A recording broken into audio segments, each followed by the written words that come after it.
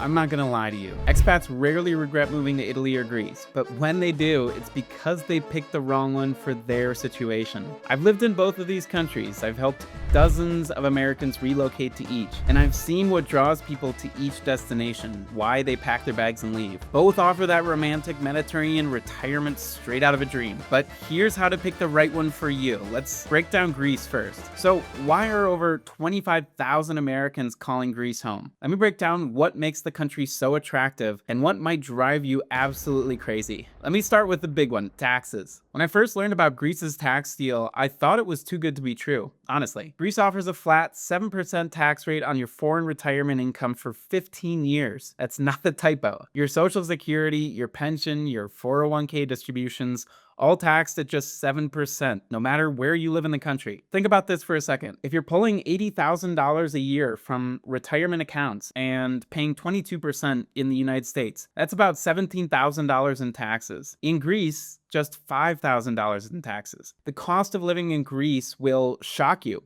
in a good way.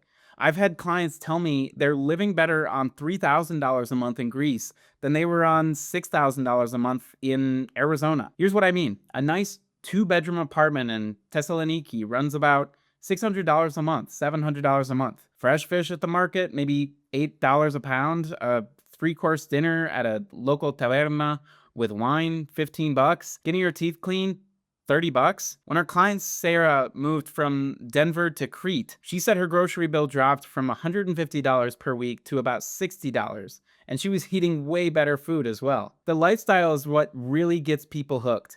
Greece is one of those blue zone places where people live longer and healthier lives. The Mediterranean diet isn't just trendy here, it's how everyone actually eats. Fresh olive oil, fish, vegetables, minimal processed food. Plus, the pace is slower. People take time for long lunches, afternoon naps, socialization, evening walks. Safety is another huge plus. Greece ranks as one of the safest countries in Eastern Europe and Europe in general. I've walked around Athens at midnight and felt completely comfortable. Violent crime is rare. You're more likely to get invited to someone's house for dinner than being robbed. And here's a perk most people don't think about. With Greek residency, you get access to all 27 Schengen countries visa-free. If you want to spend a month in Italy, no problem. Week in Germany, go for it. So how do you move to Greece? Because this all sounds great, right? You've got two main paths here, and they're pretty straightforward, honestly. Option one is the FIP visa, that stands for Financially Independent Person. You need about 3,500 euros per month in passive income. That's around $3,800, and it has to come from pensions, social security, investment dividends, rental income, not a job. The upside is that there is no investment required. The downside is that you must spend at least 183 days per year in Greece to keep the visa. For most retirees, that's not a problem. Option two is the golden visa. Invest 250,000 euros in a property that needs renovation, or 400,000 euros in a regular residential property in low density areas. If you want to live in Athens or on popular islands like Mykonos, you're looking at 800,000 euros for the threshold. But here's the kicker. With the golden visa, you get immediate permanent residency with zero stay requirements. You could spend 10 days a year in Greece and keep your residency. This is perfect if you want flexibility and you don't want tax residency in the country. One of our clients, Jim from Texas, went the golden visa route. He bought a 400,000 euro house on Crete with a sea view, and he spends winters there and summers back in Texas. His property has appreciated 15% in just 2 years because of the boom Greece is going through. So he's basically getting paid to have European residency. Now for the stuff that drives people crazy about Greece. Bureaucracy is legendary, and not in a good way. Simple tasks that should take an hour can take all day. Getting your tax number, plan for 3 trips to different offices. Opening a bank account, bring a translator, and some patience. One client told me it took 6 months to get internet installed at her house. 6 months. She was using her phone's hotspot to work from home for half a year because the bureaucracy moved so slowly. English proficiency also drops pretty fast outside tourist zones. In Athens and the islands, you'll get by fine. But move to a smaller town and you're going to need some Greek. And that language is tough. It's got a completely different alphabet and grammar structure that's nothing like English. The infrastructure can also be a little frustrating, especially on the islands. Power outages happen, water pressure can be weak, Internet can be spotty. Don't expect everything to work like it does back home. Our client, Maria, said the hardest adjustment for her was accepting that island time meant things happen when they happen, not when you want them to, like they might in the US. Healthcare is also kind of a mixed bag. Private healthcare is excellent and cheap. You'll pay $50 to see a specialist, $100 for an MRI, but the public system is overwhelmed and slow. Most expats get private insurance, which runs about $100 to $300 per month and gives you access to good doctors and hospitals. Now, let's flip over to Italy and see how it compares. Okay, now a country that over 15,000 Americans have chosen as their retirement home. And honestly, I get it. I've spent a few months in the country the last few years and really enjoyed my time there, even in the fabled southern Italy. But Italy offers something that Greece doesn't, and we'll get into that in a second. So let me start with the lifestyle, because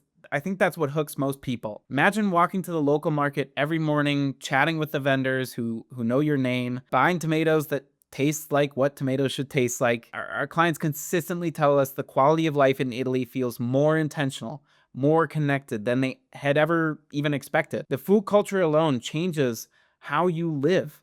Italians don't grab fast food for lunch. They sit down for 2 hours, they enjoy organic meals, they talk with friends. Dinner starts at 8 p.m. and goes late until midnight. And everything slows down between 1 and 4 p.m. for reposo. The pace forces you to enjoy life instead of rushing through it. I personally love this model for our expat retiree clients. But let's talk tangible numbers as well. Italy has a 7% flat tax regime, same as in Greece, but with a catch. You have to live in a southern Italy town with fewer than 20,000 people. Think Calabria or Sicily, not Rome or Milan. The tax rate applies to retirement income for 10 years, which is 5 years shorter than Greece's special tax regime, but it's still massive savings, and together with the US-Italy double tax treaty, could reduce your taxes to minuscule amounts. Here's what really surprised me about southern Italy. You can buy decent homes for under $50,000 and fixer-uppers for even far less. Not kidding. Our client Robert bought a 3-bedroom, 200 square meter house in Abruzzo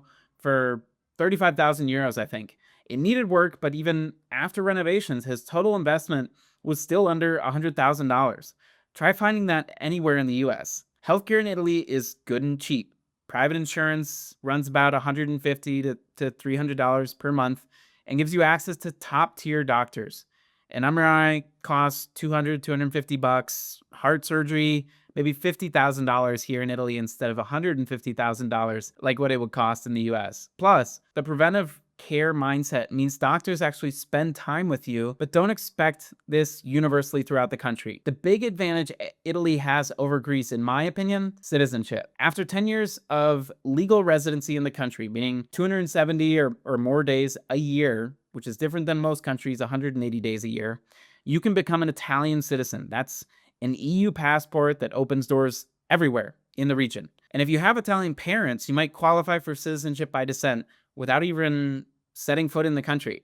And just a heads up here, if you read somewhere on the internet or hear through a friend that this law permits descent from even farther back, that's outdated information after Parliament passed a new law earlier this year. If all this sounds great, how do you move to Italy? Well, Italy gives you 2 main paths, and both are pretty achievable. We've broken this down in another video, and we'll link that at the end of today's as well. The elective residence visa is perfect for retirees. You need 32,000 euros per year per applicant, although this varies from consulate to consulate, in passive income. That's about $35,000. For couples, it's roughly 62,000 euros. This has to come from pensions, social security, investments, not active employment. But you can't work on this visa, which is honestly perfect for retirees. The process is straightforward but requires planning. You need to secure housing before you apply, show health insurance in the country, prove your income is stable, etc. All requirements the Freedom Files team can help you with. But once you're approved, you get a renewable residence permit that leads to permanent residency after 5 years. Okay, option 2 is the Italian investor visa. You must invest 250,000 euros in an Italian startup or 500,000 euros in an existing business. This gives you a 2-year visa that renews for another 3 years. And after 5 years, you can apply for permanent residency, just like the elective residence visa. The upside here, 1, you're not restricted to just passive income. 2, you do not need to relocate to Italy nor spend any time there to maintain your visa, which means no required tax residency. 3, you can continue working if you so please. And finally, 4, you don't even have to make the investment until you're approved for the residency, which reduces major risk. No other European Golden Visa program offers this feature, so I think it's pretty cool. One of our clients, Lisa from Oregon, took the investor visa route. She put $250,000 into a innovative wine startup in Tuscany. Not only did she get residency for her investment, but she's also earning about 8% returns annually and gets cases of amazing wine delivered to her door in Oregon because she didn't move. She jokes that the wine alone makes the investment worth it, and I can't disagree. Okay, so now you know the pros and the legal paths of moving to Italy. But what about the downsides? Because we're jurisdiction agnostic over here. We always report the cons as well. No place is perfect, and Italy is no exception. Italian bureaucracy makes Greek bureaucracy look efficient. I'm not exaggerating here. Simple tasks can take months. Getting your codice fiscale, I definitely did not pronounce that right. Your tax ID should take an hour, but might take 3 trips to different offices. Opening a bank account can require a translator, but surprisingly, Italian immigration offices move very quickly. You can get approved for either the elective residence visa or the investor visa in just 4 to 12 weeks. The 7% flat tax has major restrictions. This is another con. You must live in southern Italy in small towns. If you want to live in Rome, Florence, or Milan and spend more than 6 months here, you're going to pay regular Italian tax rates, which can hit 45% or higher. This geographical restriction can be a deal breaker for many people who dream of Tuscan vineyards or Lake Como. Another downside, language is a bigger barrier than most people, I think, expect. Italians are not as patient with foreigners as Greeks are, at least in my experience. So you'll struggle in daily life without a little basic Italian, but it's much easier to learn than Greek. Cost of living varies also dramatically by the region. Northern Italy can rival Switzerland in expenses. A 1-bedroom apartment in Milan will run you $2,000 a month. Compare that to $400 a month in Calabria or Puglia in the south. And if you relocate to southern Italy for the tax and cost savings, understand that infrastructure can be a little bit frustrating as well. Power outages are common.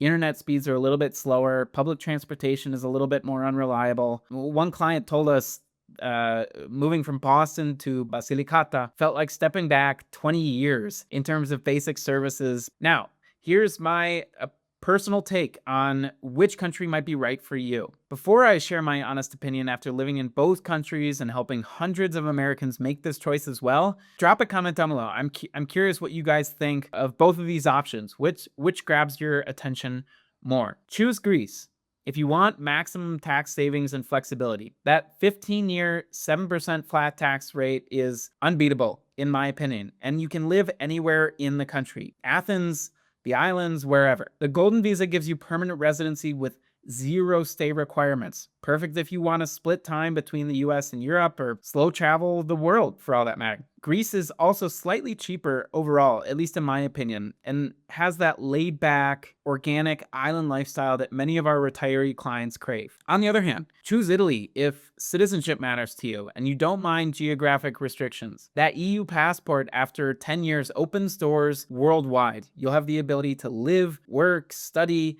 and get treatment in not only Italy, but also 27 member states of the European Union. The culture feels a little bit more sophisticated, the food is arguably better, and you're closer to the rest of Western Europe and your home in the US. But here's the catch. Italy forces you into those small southern Italian towns for the tax benefits. If you're dreaming of Tuscan vineyards or Lake Como, like I said before, you'll pay regular tax rates, which can hit 50%. Greece lets you live wherever and keep that 7% rate on your retirement income. So if you're an American citizen, you'll still be stuck paying your US taxes, but with a small foreign tax credit on top. For pure financial optimization, Greece wins, in my opinion. For long-term EU integration and potential citizenship, Italy takes it. But both beat retiring in Florida on taxes, cost of living, and lifestyle, and probably whatever else you're thinking about. Give us a holler if you're considering a move abroad, and we'll get you started down the right path. It's simpler and less stressful than you think, we promise. If Italy's citizenship path caught your attention, check out our complete breakdown of Italy's immigration options on your screen. We cover the elective residence visa and the investor visa in more detail.